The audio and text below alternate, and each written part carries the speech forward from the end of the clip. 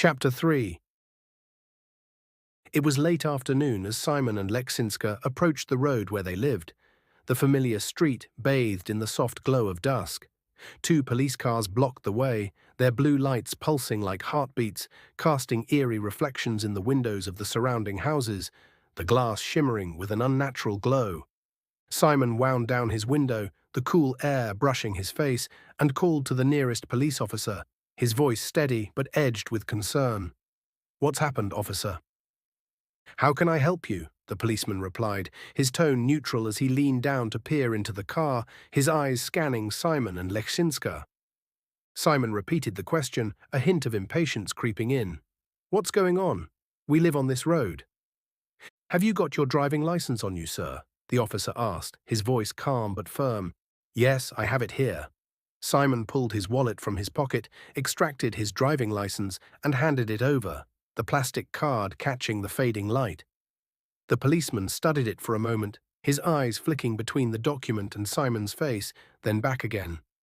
"If you would just park over there, please, sir," he said, pointing to the side of the road.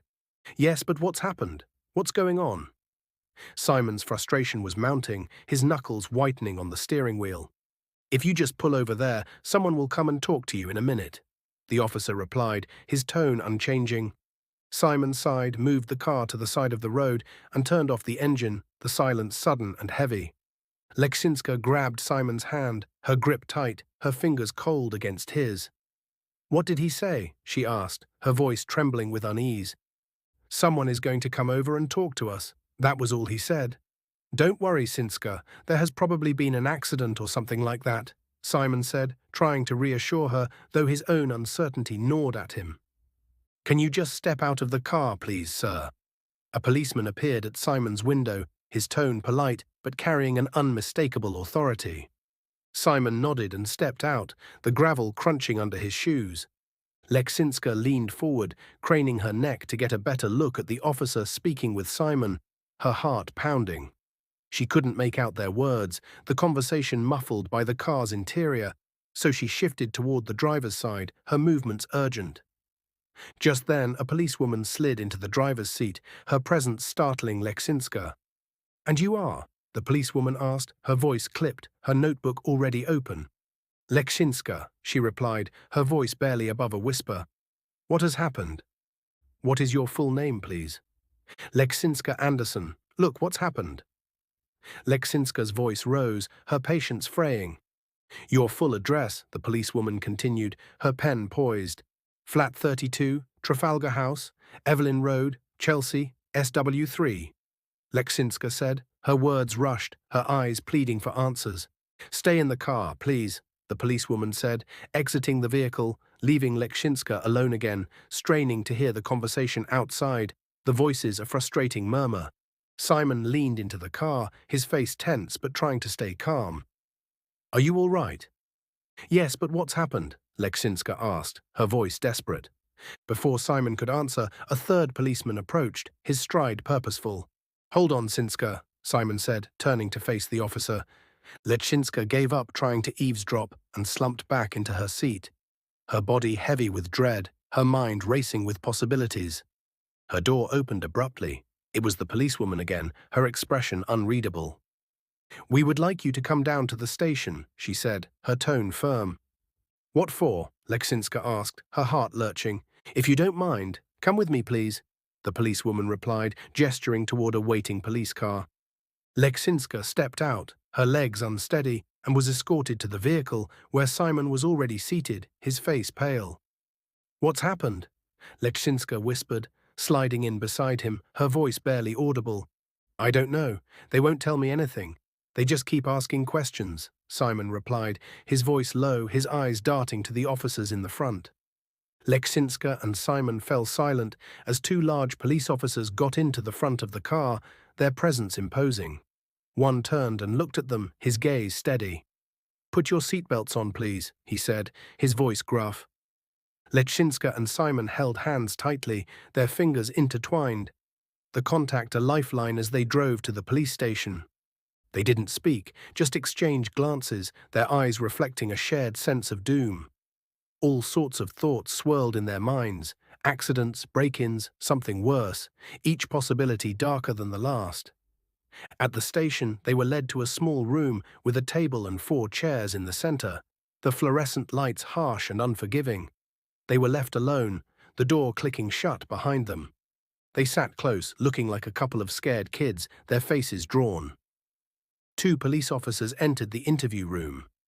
The policewoman from the car and a well-built young man in a dark blue suit, his posture rigid. Simon's frustration boiled over. "What the fuck is going on?" he shouted, slamming his hands on the table as he stood, his body trembling with anger. Lechsinska flinched at his outburst, tears springing to her eyes, her breath catching. "Please calm down, Mr. Anderson. All will be explained to you," the policewoman said, her voice steady despite a flicker of surprise at Simon's intensity. Simon sat back down, his shoulders slumping, and wrapped his arms around Lechsinska, pulling her close, her tears dampening his shirt. The policewoman took a seat across from them, her notebook open, while the officer in the suit stood at the end of the room, his back against the wall, his presence a quiet threat. "You are not under arrest, but I do have some questions I would like you to answer. I will be recording the interview. If you wish to contact anyone, or if you wish to have legal representation, it is your right," she said, her tone professional. "No, we are fine. Can we just get on with it, please?" Simon said, his voice tight, his agitation unsettling Lechsinska further, her hands trembling in her lap. "I am Detective Sergeant Johnson, and this is Detective Constable O'Reilly," the policewoman said, gesturing to the officer at the back. "Do you know a Mrs. Rosa Ledbetter?" "Yes, she is my neighbor. I never knew her first name was Rosa, but we had coffee now and then." "Why?" Lechsinska asked, her voice cracking, a sinking feeling in her chest. "Can you tell me why she would be in your flat?" Detective Johnson asked, her eyes fixed on Lechsinska. "What? In our flat? Why would she be in our flat? Look, what's going on, for Christ's sake?" Simon shouted, his voice echoing in the small room. "Calm down, Mr. Anderson," Detective Johnson said, her tone firm but measured. "She had a set of keys. Can you tell me why?"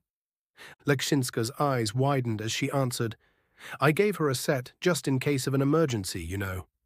I have a set to her place as well." "Did she know you had gone away for the weekend?" the detective continued. "Yes, she knew. But what would she be doing in our flat?" Lechsinska asked, her voice rising with confusion and fear. "That's what we are here to find out, Mrs. Anderson," Detective Johnson replied, her tone even. "For fuck's sake, what the fuck is going on?" Simon jumped up, knocking his chair over with a clatter, his face flushed with anger. "Calm down, Mr. Anderson," Detective Johnson repeated, her voice sharper now. "Stop telling me to calm down. How the fuck can I calm down? Why won't you tell us what this is all about?" Simon's voice cracked, his hands clenched into fists. There was a moment's silence, the tension thick. Constable O'Reilly stepped forward, his presence commanding. "Sit down, Mr. Anderson," he said, his voice low and authoritative. Simon hesitated, his chest heaving, then picked up his chair and sat down, his movements stiff. Lechsinska grabbed his arm, her touch pleading. "Please, Simon, let them talk. Please," she whispered, her voice trembling. Simon ran his hand down the back of her head, resting it on her cheek. "I'm okay," he said softly, his voice steadier, though his eyes were still wild. The 2 police officers exchanged a glance, and Constable O'Reilly returned to his position at the back of the room. Detective Johnson leaned forward slightly. "We received a call at 4 p.m. this evening, reporting an intruder at your address. We don't know who. The responding officers, upon entering the home, found the body of a woman lying in the hall just inside your flat. She had been struck on the head. We believe that woman to be Mrs. Rosa Ledbetter." Simon looked at Lechsinska, whose eyes were brimming with tears, her face drained of color, her mouth open in a silent scream. She wasn't breathing, her body frozen. Simon shook her hard, his voice urgent. "Breathe, Lechsinska, breathe." Lechsinska gasped, sucking in air, and let out a wail, her sobs erupting uncontrollably. Simon pulled her close, wrapping his arms around her tightly, her body shaking against his. Tears welled in his own eyes as he held her, the weight of the news crushing them both. "I'm afraid you can't go back to your flat. Not for a couple of days, anyway. We have to let forensics do their job," Detective Johnson said, her voice softer now, tinged with sympathy. We could stay with Lechsinska's parents, I guess, Simon said, his voice hollow, his mind reeling. I will arrange for a car to take you there, the detective replied, standing up. The officers left the room, the door closing softly behind them, leaving Lechsinska and Simon clinging to each other, their tears mingling. At Lechsinska's parents' house, her father, Vlad, opened the door, his face etched with concern. Come in. Come in, my poor children, come in, he said, his voice warm but heavy with worry. Lechsinska's mother, Ewa, stood at the end of the hallway, her arms open. Lechsinska ran to her, collapsing into her embrace, tears streaming down her cheeks. Mama, she cried, her voice raw with grief. Ewa held her tightly, guiding her into the kitchen, her touch a quiet comfort. Vlad thanked the police officers, closed the door, and turned to Simon, who looked exhausted, his face drawn. You look like hell. Let me fix you a drink, Vlad said, his voice gruff but kind. Simon flopped into an armchair, his head in his hands, the weight of the day pressing down on him. Get this down, you son, Vlad said, pressing a glass of whiskey into Simon's hand. Thanks, Dad, Simon said, using the familiar term Vlad insisted on, his voice barely above a whisper. He took a sip, the burn of the liquor grounding him. Are you okay, son? Vlad asked, his hand resting on Simon's shoulder. Yes, I'm fine. Just tired. It's been one hell of a weekend, Simon said, forcing a laugh that turned into a sob. Vlad put his arms around him, his embrace steady. That's right, son. Let it out. Let it all out, he said, his voice thick with emotion. Lechsinska's parents worked in silence to make up the spare bed, their movements practiced and somber, the air heavy with unspoken grief. Simon lay on the bed, staring at the ceiling, his mind a tumult of questions and fears. Lechsinska rested her head on his chest, her breathing uneven, her body pressed close.